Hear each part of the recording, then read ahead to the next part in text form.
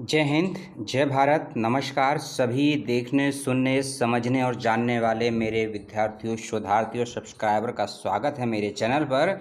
और आज का वीडियो जैसा कि कल या परसों के मैंने एक यूट्यूब शॉर्ट्स में आपको बताया था कि एक ICHR की तरफ से JRF स्टूडेंट्स के लिए आई है फेलोशिप। जी हाँ, ये फेलोशिप प्रोग्राम क्या है, कैसे प्राप्त करना है आपको, कैसे एग्ज़ाम देना है, कैसे होगा इंटरव्यू, कब तक है लास्ट डेट, एंट्रेंस की डेट आपको दिख रही है और कौन विद्यार्थी इसके लिए अप्लाई कर सकता है, क्या इसमें क्वालिफ़िकेशन रखी गई है, क्या एज लिमिट रखी गई है और कितनी आपको पर मंथ की फेलोशिप मिलेगी, वह सभी जानकारी इस वीडियो में मिलेगी।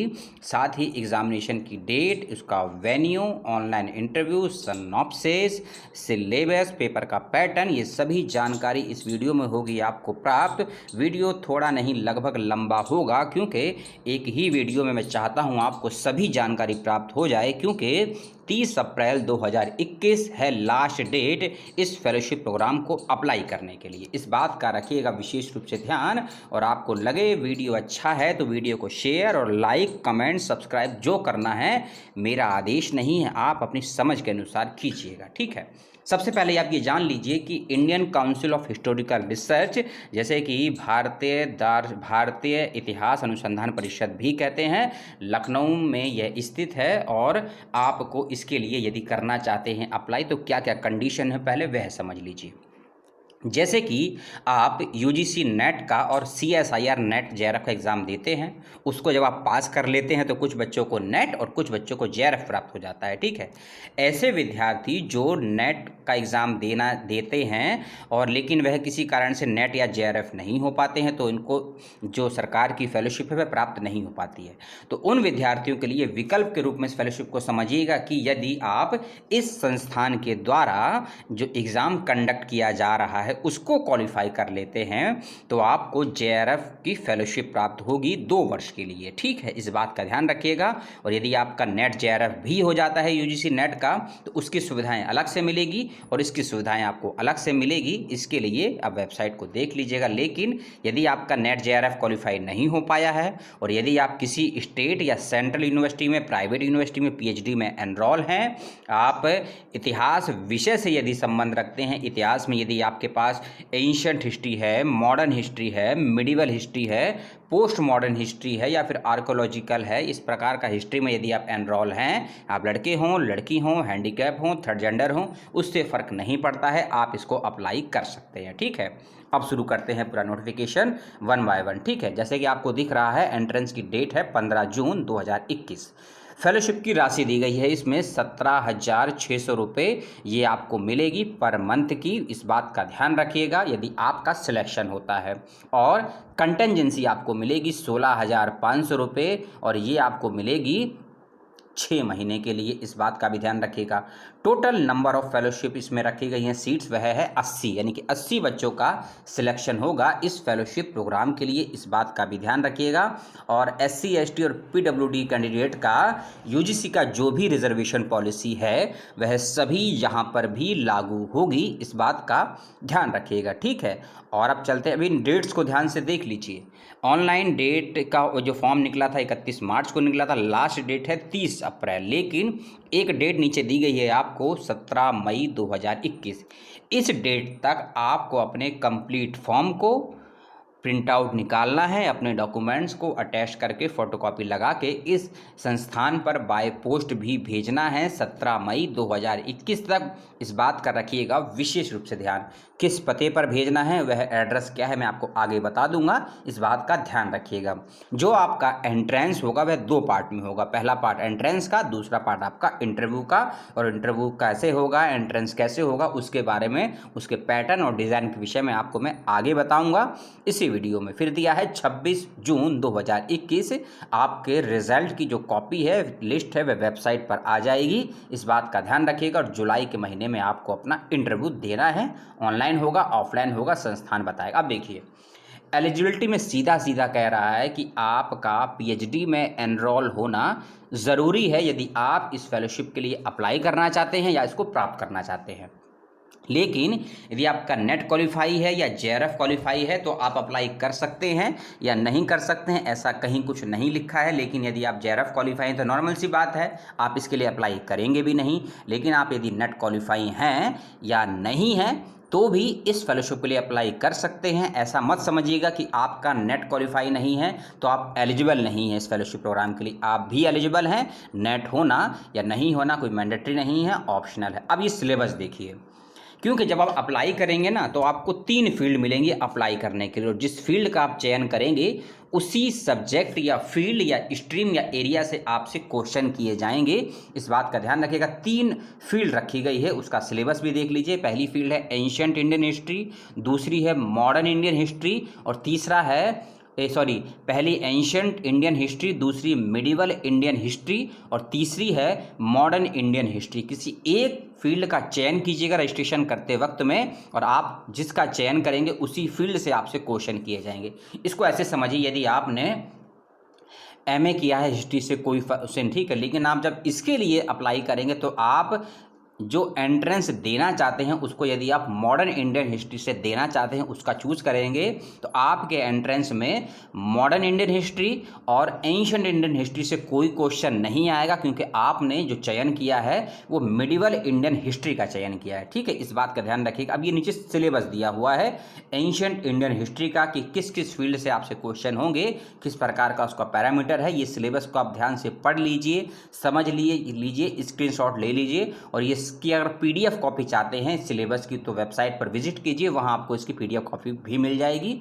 अब ये है मॉडर्न इंडियन हिस्ट्री का सिलेबस, ये भी आपके समक्ष है। हाँ, पेपर का माध्यम इंग्लिश होगा या हिंदी होगा इसकी जानकारी नहीं है मेरे पास, लेकिन आप वेबसाइट पे विजिट कीजिएगा, वहाँ ईमेल आईडी और हेल्पलाइन नंबर के रूप में कुछ नंबर दिए हैं, उनसे संपर्क कीजिए। ये आपके सामने है मॉडर्न इंडियन हिस्ट्री का सिलेबस, इसको भी देख लीजिए, समझ लीजिए, कोई दिक्कत नहीं आएगी। ठीक है, 2 स्टेज में पेपर हो जैसा कि आपको बताया, और ऑनलाइन पेपर होगा।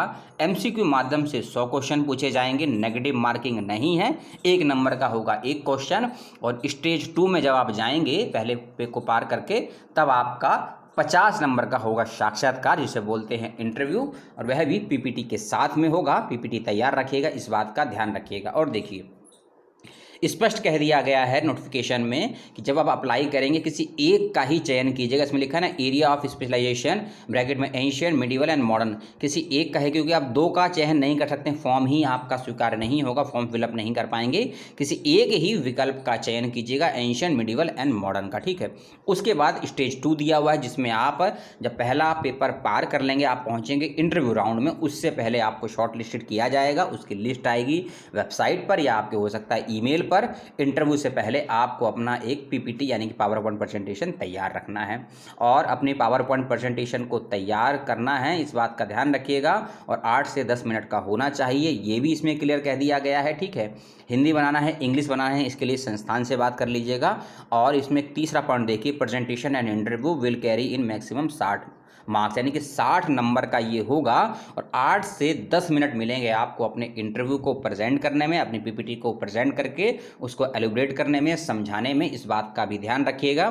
तो 10 मिनट का आपका इंटरव्यू होगा, और यह होगा आपका पीपीटी, प्रेजेंटेशन, सॉनॉप्सिस सब मिला के होगा 60 नंबर का। ठीक है, इस बात का ध्यान रखिएगा। और ये देखिए, 160 नंबर दिया हुआ है टोटल, 100 नंबर का एंट्रेंस और 60 नंबर का आपका इंटरव्यू, प्रेजेंटेशन एंड पीपीटी। अब ये एग्जामिनेशन सेंटर दिए हुए हैं 4 की, आप इन जगहों पर एग्ज़ाम दे सकते हैं।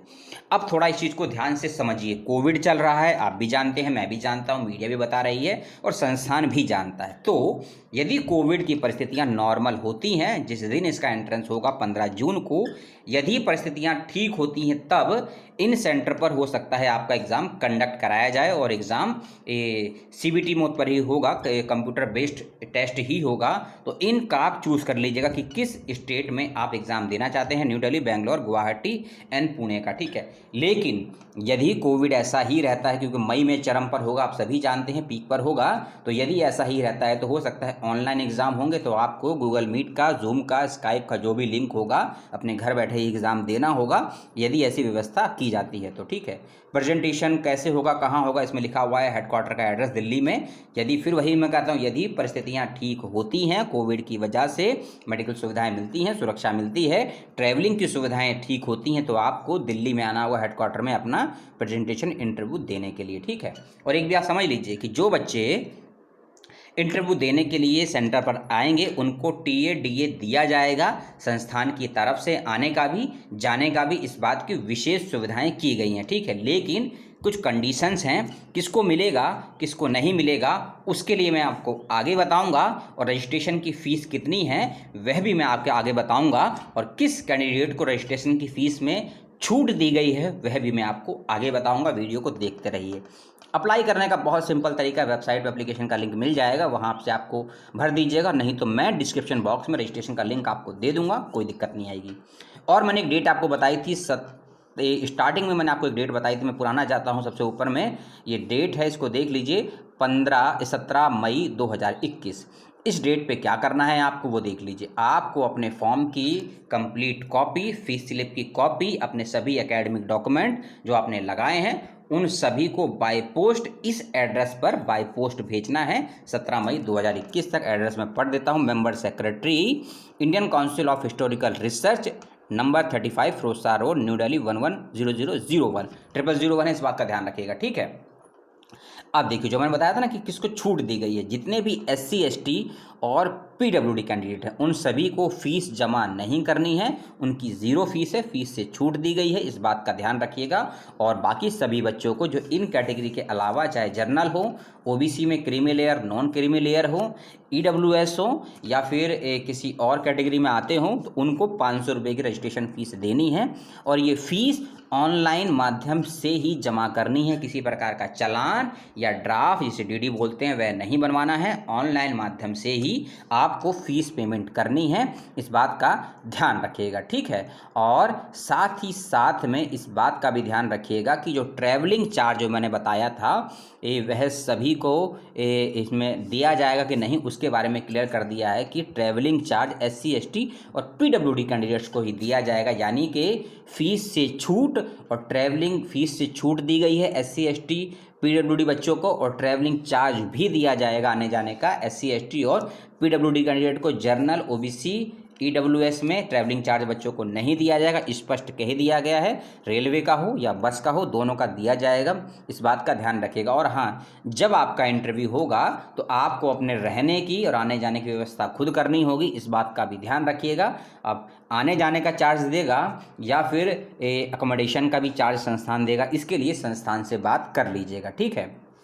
और हाँ, एक चीज़ और, आपने अप्लाई करने के लिए ये मत समझिएगा कि आपका MA हिस्ट्री से ही होना चाहिए, चाहे आपका हिस्ट्री हो, चाहे आर्कोलॉजी हो, चाहे कंजर्वेशन हो, हिस्टोरिकल रिसर्च हो या हिस्टोग्राफी हो, ancient history, modern history, medieval history, post modern history, या ancient, modern and medieval history का कॉम्बिनेशन से कोई हिस्ट्री से आपने MA किया हो तो आप इसके लिए अप्लाई कर सकते हैं। ओनली फॉर हिस्ट्री के लिए नहीं है, हिस्ट्री के जो अलग अलग डायमेंशन इंटरडिसिप्लिनरी सब्जेक्ट्स होते हैं उसके बच्चे भी यदि आप हैं।